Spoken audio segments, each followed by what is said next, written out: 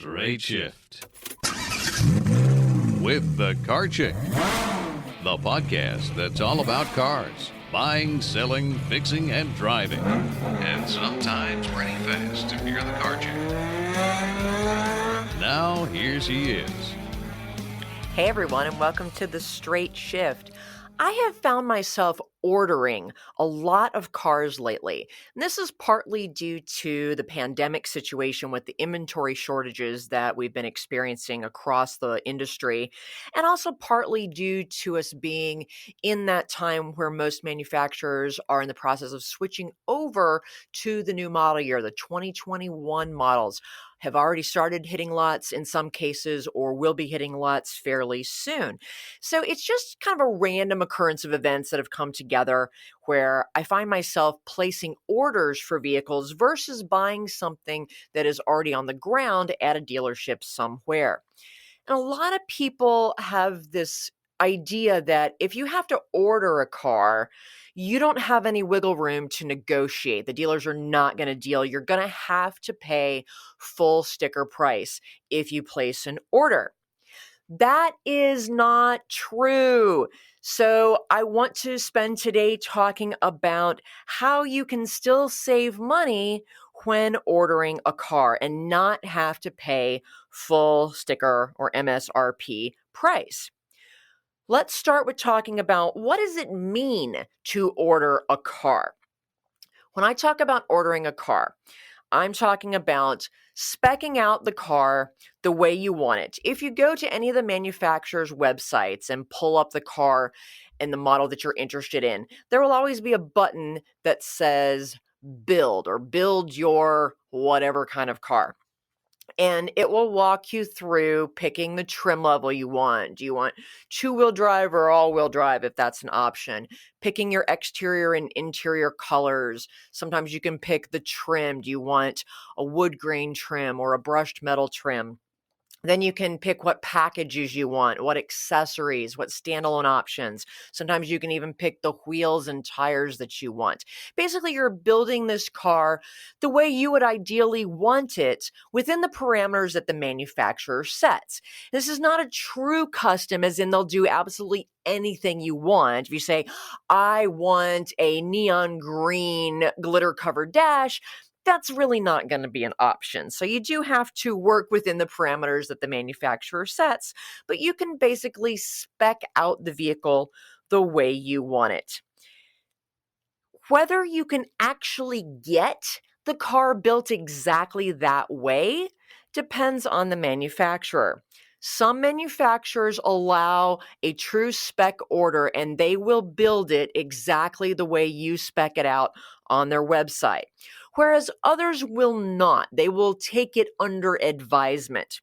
So for example, most of your German brands, and especially your high-end cars, your Audis, your Mercedes, Porsche, BMW, they will do a true spec build. You say, this is exactly what I want. And they say, okay, we'll build that for you. It's really nice. It's like Santa Claus giving you exactly what you asked for. BMW, for example, every single car that they build all over the world is a custom build.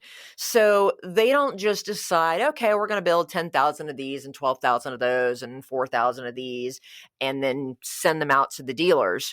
That's the way a lot of manufacturers work. BMW doesn't. Every single car they build is built to spec. So every single BMW dealership has to go through and exactly decide what cars they want, down to the colors and options and everything, based on what they feel they can sell and what will be popular. And then they have to go ahead and pay for it.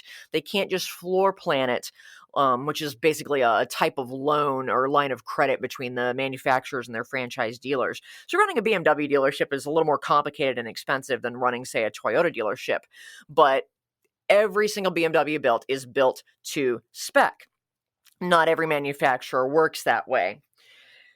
I've been ordering a lot of German and high-end cars lately, and that's part of why we've been having to custom order them.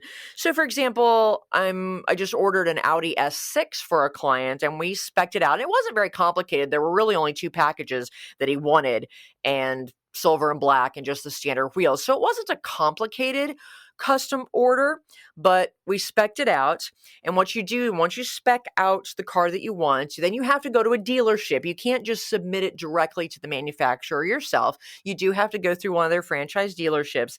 And then the dealer then takes what you built on the website and translates that into their internal system, which has these weird 3-digit codes for everything, for all the colors and the packages that goes into their manufacturing system. And then they submit that, and the manufacturer then accepts or rejects it, and or says, hey, there's a problem. And then they give you a timeline. Okay, here is your estimated production date when you can expect the car to roll off our production line and show up on your lot. And they usually give you a 2 to 3 week window. Sometimes it's a little more vague than that. BMW usually gives you an exact date, so you know the birth date, but their manufacturing process is just, it's so ridiculously precise that they can do that. But that's how it works for the type of manufacturers that will allow you to truly do a spec build. But not every manufacturer lets you do that. For example, your more mainstream brands like Honda and Toyota, they work on what's called allocations. And every dealership, no matter what manufacturer, gets allocations. That means they get a certain number of cars for each model and trim level every month based on what they've asked for, what they've sold in the past, their performance numbers. So dealers that sell more cars get rewarded by getting more allocations. They get even more cars to sell. So that's a number and a quota kind of that go between the manufacturer and each franchise dealership. But with cars like Hondas and Toyotas, the manufacturer decides what they're going to build. And the dealers are kind of at the mercy of whatever the manufacturer decides to build and to send them that month. So if a customer wants something that they don't have, they can't find, their first choice, if they don't have that car on their lot, they're going to look and do what's called a dealer locate. They're going to look around the other dealers, within 50 miles, 100 miles, 200 miles, sometimes 300 miles to see, does anybody else have one of these on their lot that we can trade them for? Dealers trade inventory all the time. But if they cannot find one, maybe this car just came out or it's been really rare, then they can go back to the manufacturer and say, hey, I've got a customer that really wants this car. Will you please build one and send it to us? But just because you can build a car a certain way on the manufacturer's website does not mean that is exactly how they're going to build it. You're going to hope that they're going to build something close to that you can live with, but they are not going to build it exactly to your order. For example, this summer I had to quote order a new Toyota Tacoma for one of my clients because that was an inventory situation where that was affected by the pandemic, and therefore there weren't any Tacomas, at least not the one that he wanted. So we looked and worked with one of my Toyota dealers, and they saw, okay, there, I see one in the production line that's very, very close. There's just a couple differences on the accessories, but we can add these accessories that he wants at the dealership, and we can remove this one. So they were willing to work with me, and we took something that Toyota said we're already building, and then our dealer said, hey, can we please have that one? We've got a customer on it. Toyota said, okay, yeah, you can have that one. And then they made it fit my client's specs. And we were really, really, really close. So, and that was good enough, and it was great, and it all worked out. But you can't always do that.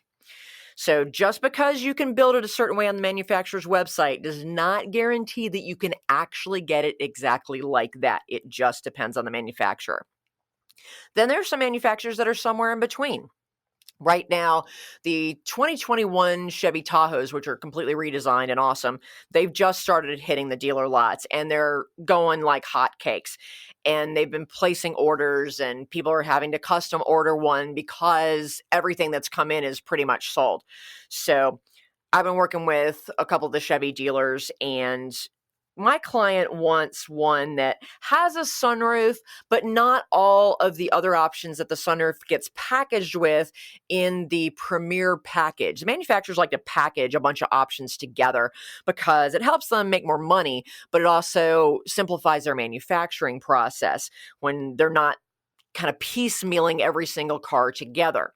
Less room for error, which anytime you're dealing with the American manufacturers is a good thing. But my client doesn't want all these other options that come in the package. And the package is about $2,500 more than if you just get the sunroof as a standalone option, which Chevy says you can do on their website. So we spec'd it out exactly the way he wanted it. He also wanted a color that wasn't as popular. So we submitted it. We actually submitted the build to Chevy yesterday, and I will hear tomorrow whether or not they have accepted it. And the inventory manager that I've been working with at the Chevy store said, well, they've been coming back on a lot of orders. So for example, customers who want the rear DVD entertainment system for their kids in the back of the car. On Chevy's website, it says you can get that as a standalone option on some of the lower trim levels. So you don't have to pay for the super top level, really expensive trim level just to keep your kids occupied in the back seat. But what it says on the website and what you can build there, Chevy's come back and said, no, sorry, we don't want to build them that way. If your customer wants the rear DVD, they have to get the top high country trim level and pay $6,000 or $7,000 more for the vehicle just because they want something to entertain their kids. So interestingly enough, a lot of the dealers have been telling those customers, look, it's not worth $7,000 just to get the rear DVD. You will save money by going to the Apple store and buying each kid an iPad and then just running it through the Wi-Fi that comes with the car and getting that package. So that's a situation where sometimes they'll custom build it to what you want and sometimes they won't. So we may be able to get the sunroof as a standalone because they haven't been pushing back on that, but they might push back and say, no, sorry, we're not going to build them this way right now. If you want the sunroof, you have to get the whole premium package, in which case I'll have to decide, my client will have to decide if he wants to spend the extra $2,000 on a bunch of stuff he doesn't want just to get that sunroof, or if he'd rather live without the sunroof. So it's just going to depend. So step one, if you're going to order a car, is to find out if you even can place a true order, or if you can place a suggestion or a request and hope that they will build it for you, because not every manufacturer will do that. But before you do that, you need to ask yourself the question, do you even need to place an order for a car, or can you find something that's already on the ground that matches what you want or is close enough that you are willing to live with that so that you don't have to go through the ordering process? And again, it depends on the type of car. It depends on what the inventory levels are. And a lot of the cars, if you want something higher end, like a BMW, there's a lot of choices in how you can build these cars. They have like 3 different shades of black and 4 different shades of silver. And you can really pick and choose, like ordering food at a Chinese restaurant off the menu. You can have one of these and one of those and one of those. Whereas if you're talking about something more mainstream like Honda, they put everything in trim levels and there's really not standalone options. You have a very limited number of choices, which means you rarely have to custom order one of those cars. They produce just everything in mass, and it means you're not going to get a vehicle that's very unique, but it makes it easier to find them or to order them.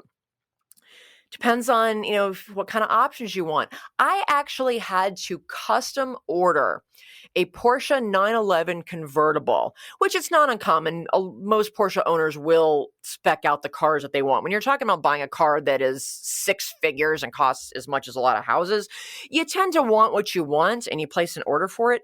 But I seriously had to custom order this car simply because my client wanted 3 pedals. She's one of my 3 pedal divas. She wanted a manual transmission, which with a Porsche 911 convertible, one would think that wouldn't be that difficult. But because the manuals are becoming so rare and, the Porsches are being bought by all these, swanky doctors who want it for the image, but don't actually know how to drive and, don't want to learn how to work a clutch, especially in traffic, we actually had to custom order a $130,000 Porsche 911 convertible just so we could get 3 pedals. It was ridiculous, but oh man, it's a beautiful car and she loves it. So totally worth it.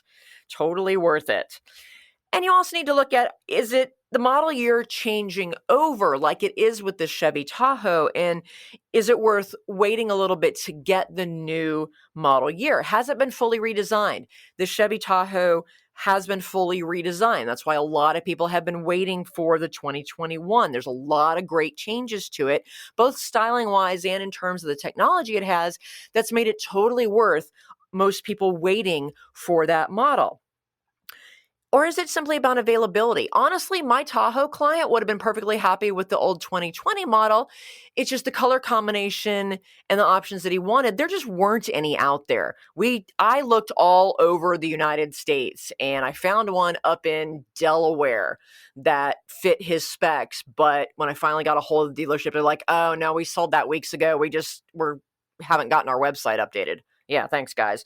So in his case, we ended up having to spend the more money to get a 2021. Had we been able to get a 2020 model, we would have gotten an obscene deal. I would have saved him like $15,000. I kid you not.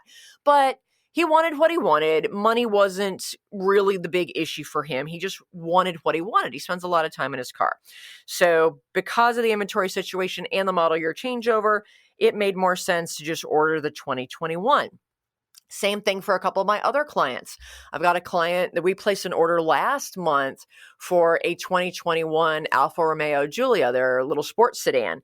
He wanted 3 pedals. He wanted that manual transmission. He wanted a certain color combination. He wanted that really pretty blue. And they just didn't have any anywhere in the 2020s. But Alfa was switching over their production to the 2021.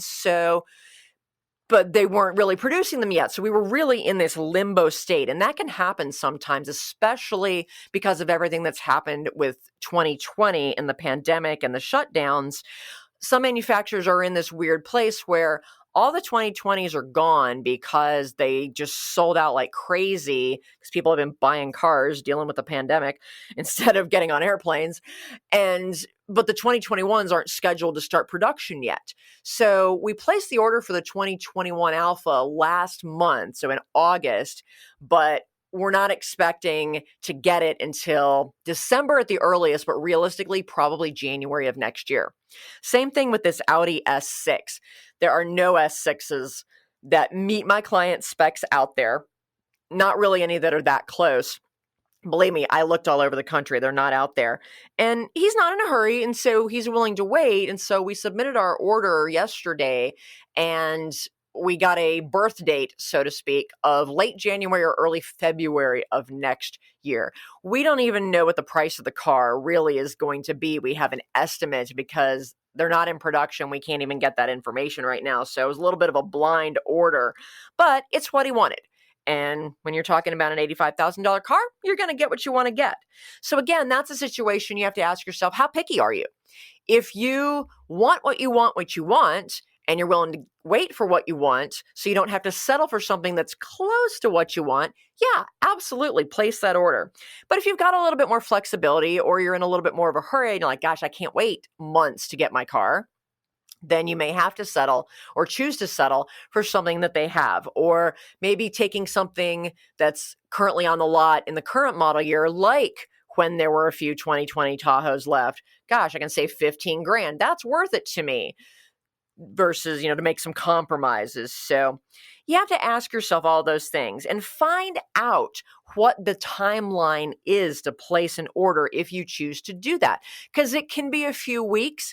The Chevy Tahoe will probably get it in about 6 or 7 weeks. That's really a short time frame.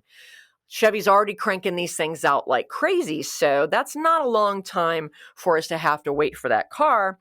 But it could also be, 4 or 5 months from now. We're looking again at late January, early February for this S6, and that's just an estimate. So that client's going to have to wait a little bit longer. So get that information so you have that as one of the data points that you consider when you're making your decision. All right, I'm going to take a quick break, and when we come back, we're going to talk about how do you actually negotiate when you're ordering a car so that you do not necessarily have to pay full price. I'll be right back after this.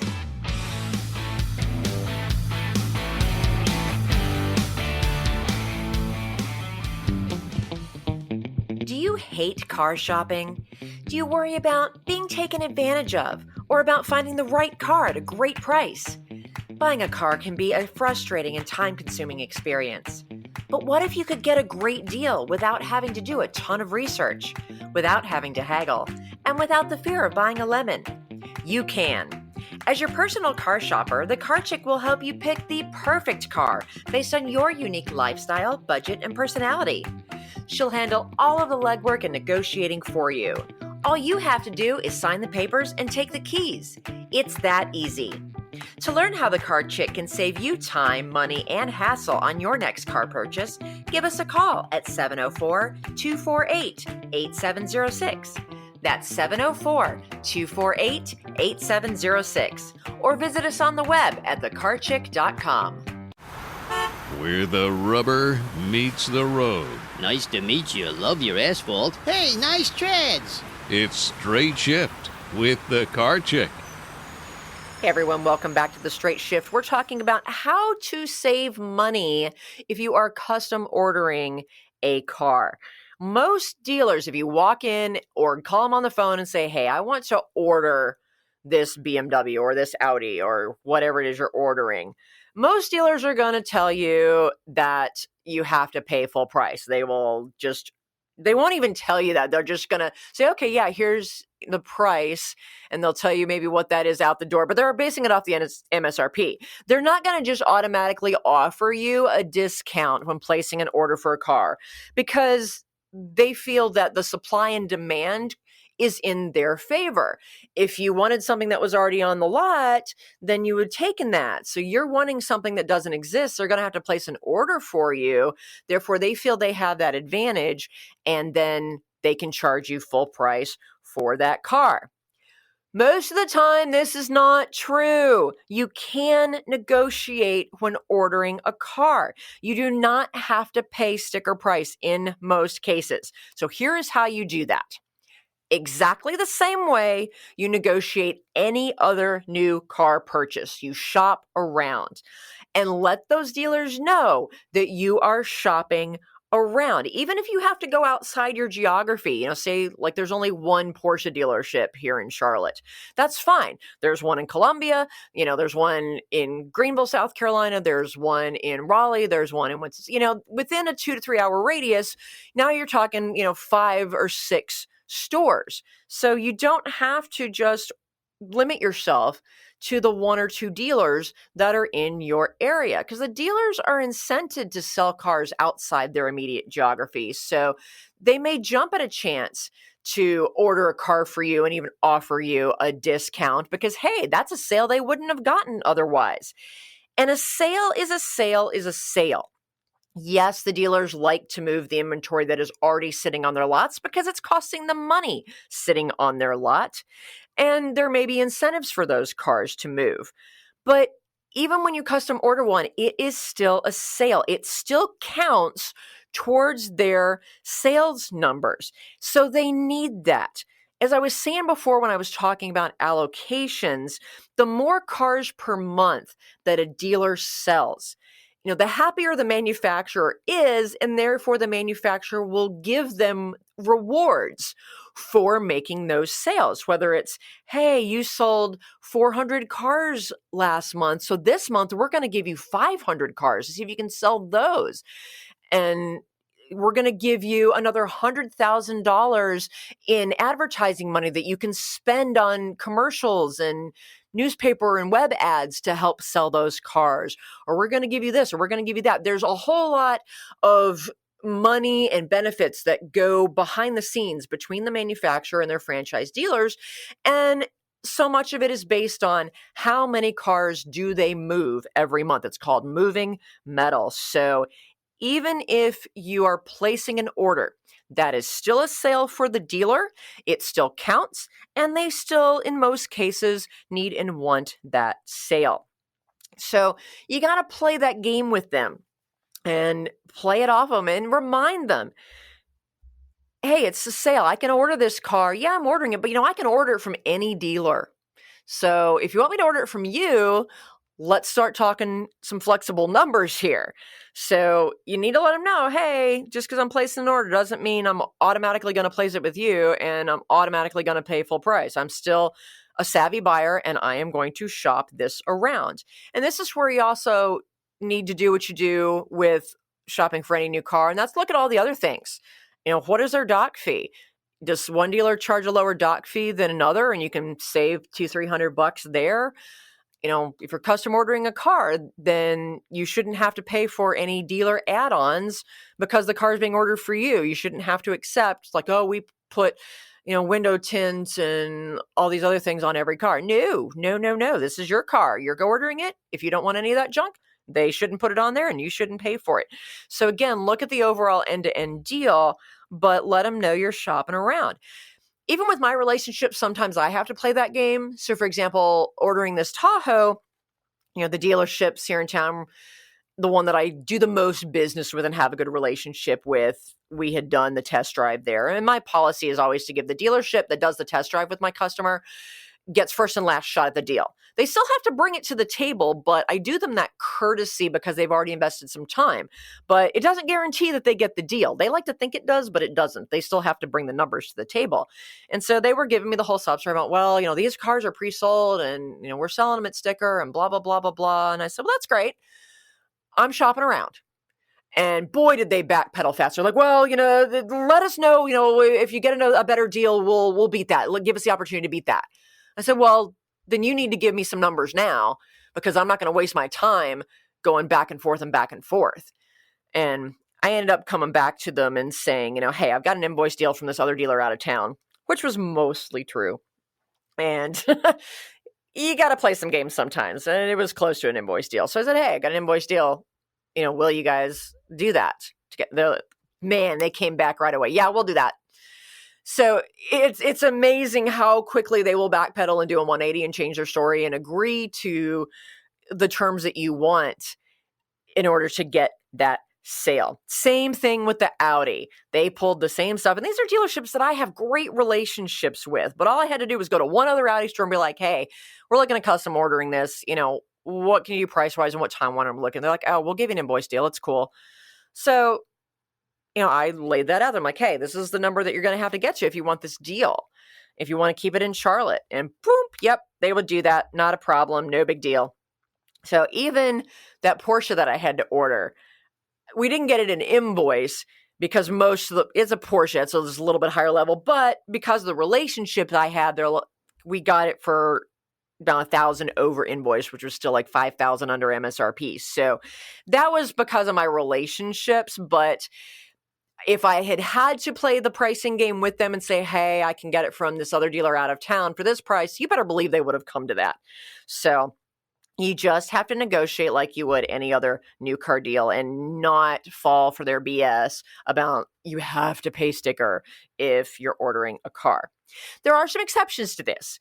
If the car is extremely hot and everybody and their uncle wants one and is placing orders and getting in line and there's a wait list, or if the dealer has very limited allocations for this car, meaning they can only order 2 of these every month or 1 every month. That was the situation with the BMW X6M that I placed an order for last January. We ordered it in January. We were supposed to get it around mid to late March, but then of course the pandemic hit, so it was July before we actually got it. But that was it was a new redesign. That's the X6M. That's their high performance version. This thing is like 600 horsepower. It's just ridiculous. Nobody needs that on the street, but it's a very cool car.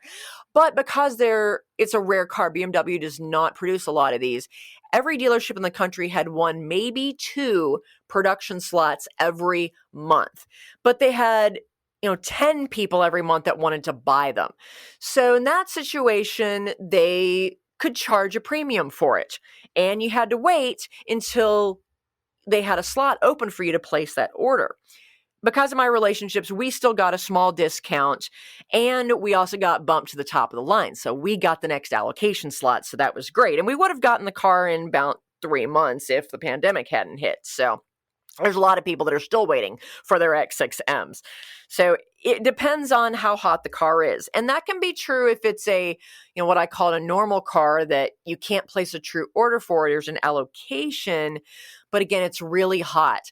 I don't know if you remember back to when the first Transformers movie came out, and that was when Chevy they brought back the Camaro. It was the first of the new Camaros. And of course, that's what Bumblebee was. And everybody wanted one. That was probably the best product placement ever for them. And there was a 2-year wait list, and the dealers were charging and getting $5,000 to $6,000 over sticker because the supply was so low and so limited and the demand was obscene. So that's a situation where you might not be able to get a discount, and you're just going to be lucky if you can get yourself on the wait list. I suspect this may happen with the new Ford Broncos that are going to be coming out. Ford is already taking deposits for them. Basically, you're paying $100 to secure your place in line to hope to get one. And so they're not going to be even hitting the lots until next July, best case scenario, but there's already a bazillion people that have placed their $100 deposits to get in line. So that's a car that I fully expect will sell for at least full sticker price, if not over, once they start to come out. So you have to understand how hot the car is that you want. That may be the exception where you're going to have to pay sticker or even over sticker to get one. But that doesn't mean you just accept what the dealer tells you.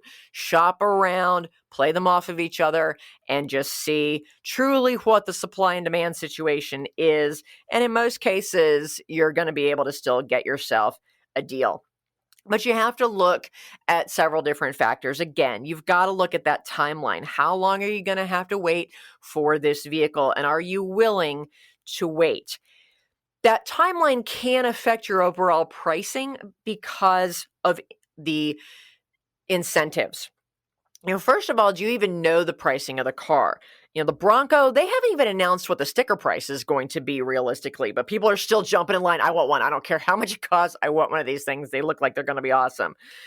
This Audi S6 that I've ordered, we were able to spec it out on the website. So we know what MSRP is, what the sticker price is going to be, but we don't know what the dealer invoice price is. And that's the deal that we're going to get. We're going to get it for invoice. We just don't know what that invoice price is because they haven't actually started production yet. So Audi has not been able to send that invoice to the dealer to pay for the car for us to know what that invoice price is going to be. In the past, it's been around $5,000 less than stickers. So we have a ballpark of what we know it's going to be. And again, it's in a price point where, $1,000 here or there is not going to change my client's mind or break his bank. So, but I don't know exactly what price we're going to pay. We just agreed to an invoice deal. So we also don't know what incentives might be in play. By this time, by January, February next year, there might be a rebate on these cars because the whole market may have changed by then. You just don't know. And the incentives, rebates, special finance rates, lease terms, you don't know those until the month that the car is delivered. So whatever incentives are in play, in the month that you actually get the car that you've ordered, that's when they apply. So you kind of have to wait and be flexible. If you're purchasing, then it's not a big deal because if anything, you might be able to get it for less than you think you're going to, because if there's a rebate at that time, woohoo, bonus, free money for you. It's a little bit harder when you're talking about leasing. This BMW X6M, that was going to be a lease. And my client did lease it, but we didn't know what those lease terms were going to be. So we kind of based it on what they had been in the past and we ballparked it, but there was a pretty, good, a couple $100 variance in that monthly lease price. So, fortunately, again, we had at least a ballpark. We knew it probably wouldn't be more than, X ridiculous amount of dollars per month because it's an expensive car. But we didn't know until that month. So you have to be willing to live with a certain amount of uncertainty sometimes if you are placing an order for the car. Now, you may be able to lock in an interest rate if they have a special low APR. For example, when we requested that allocation for that Toyota Tacoma over the summer, Toyota was having 0% interest specials. So I called. I said, well, is there any way we can lock that in now, even though we know we're not going to get the car until September? Can we get that now?